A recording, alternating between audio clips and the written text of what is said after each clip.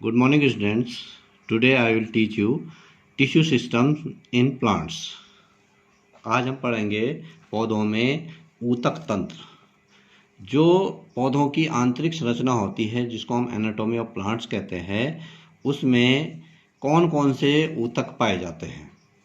तो पौधों में जो है मुख्य रूप से 3 प्रकार के ऊतक पाए जाते हैं। इससे पहले हमने जो ऊतक पढ़े वो तो सामान्य ऊतक थे, लेकिन अगर हम इसको एक पूरे ऊतक तंत्र को भागों में बांटें तो 3 भागों में इसको बांटा जाता है। एक को बोला जाता है त्वचीय ऊतक तंत्र, डर्मल टिश्यू सिस्टम एक को बोला जाता है। दूसरे को बोला जाता है भरण ऊतक तंत्र, इसको बोला जाता है ग्राउंड टिश्यू सिस्टम। और तीसरे को बोला जाता है संवहन ऊतक तंत्र या वैस्कुलर टिश्यू सिस्टम, इसको बोला जाता है। तो शुरुआत करते हैं त्वचीय ऊतक तंत्र।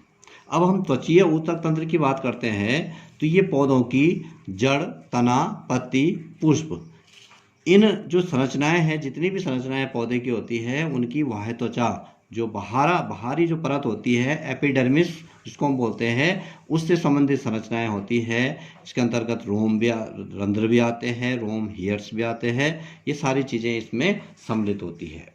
अब इसमें कौन कौन सी संरचनाएं, 5 प्रकार के इसमें संरचनाएं पाई जाती है जो त्वचीय ऊतक तंत्र होता है, जिसमें कि नंबर 1 पे आता है बाह्य त्वचा जिसको हम एपिडर्मिस कहते हैं। ये सभी अंगों का एक रक्षी आवरण बनाती है। जितने भी ऑर्गन्स होते हैं पौधे के, उनका चाहे वो पत्ती हो, चाहे तना हो, या जड़ हो, या कोई फल हो, या पुष्प हो, सभी अंगों की जो रक्षी आवरण है बाहर से वो बनाती है और आंतरिक ऊतकों की रक्षा करने का कार्य इसके द्वारा किया जाता है। इन कोशिकाओं में अंतरा कोशिकीय अवकाश का अभाव होता है, मतलब एक दूसरे से सटी होती है, जिसको बोला जाता है। ये यहाँ पे ये वाला जो डायग्राम है, इसमें जो ये वाला है, अगर हम आंतरिक भाग को देखें तो ये ऊपर वाला जो भाग है इसको एपिडर्मिस बोला जाता है।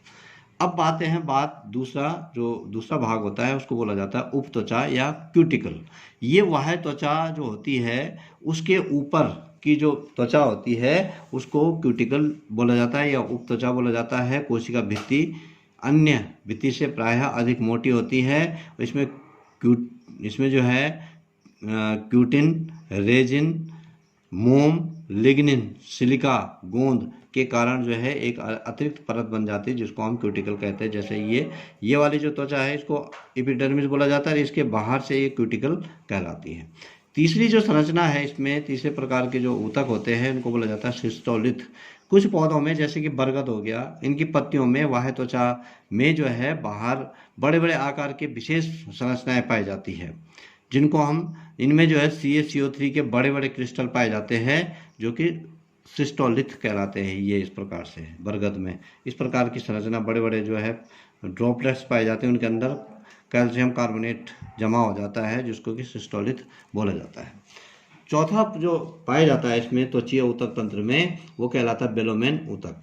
ये कुछ ऑर्किड में या अन्य जो अधिपादप होते हैं एपीफाइट्स जिनको बोला जाता है, उनमें पाया जाता है, जो कि वायवीय जड़, जो कि एपीफाइट उनको बोला जाता है, जो कि दूसरे बड़े बड़े पौधों में उगते हैं और उनकी जड़ें वायु में लटकती रहती है। तो उन वायवीय जड़ों में ये पाया जाता है, बेलोमेन ऊतक बोला जाता है, जो कि बाहर की नमी को अवशोषित करता है, इसको बेलोमेन ऊतक बोला जाता है।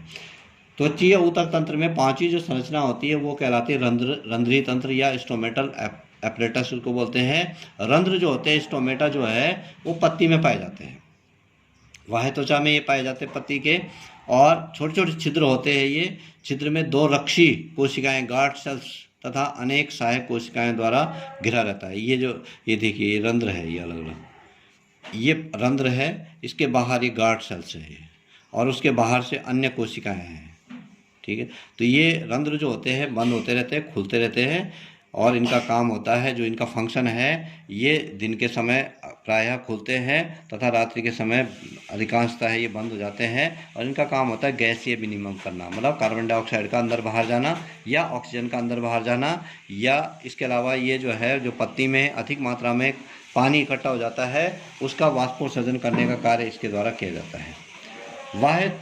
अगला पॉइंट होता है इसमें बाह्य त्वचीय अधिवृद्धियाँ, जैसे इसमें रूट हेयर्स हो गई, या जो छोटे छोटे बाल जैसी संरचनाएं इनमें बन जाती है। अब बात करते हैं ये जो त्वचीय ऊतक है, वह त्वचीय ऊतक जो है इसका कार्य क्या है। फंक्शन ऑफ डर्मल टिश्यू, इसका कार्य है आंतरिक ऊतकों की धूप से, पानी से जो है रक्षा करना, जो है ताप हो गया, पानी हो गया, धूप हो गया, इनसे रक्षा करना है।